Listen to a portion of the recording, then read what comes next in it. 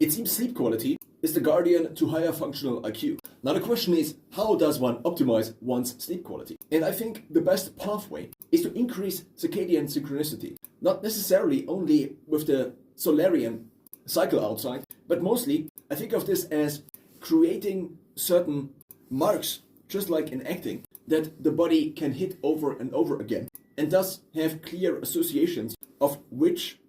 states it should be in at which times of the day. The big problem with a standardization of at least my circadian rhythm is that it takes more and more out the flexibility of going to this event and meeting up with this person. But the price, at least I usually have to pay for being more flexible with my schedule, is that over time my sleep quality and thus my functional IQ, which I would define as the cognitive ability one has at a given time,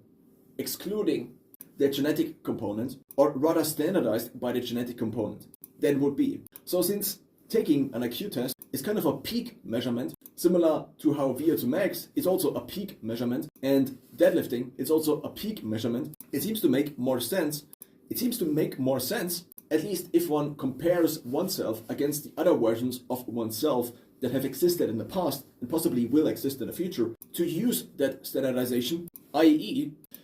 assuming an IQ of 100, then being more tired would maybe result in a FIQ of 90, while being more alert might result in a slightly higher functional IQ.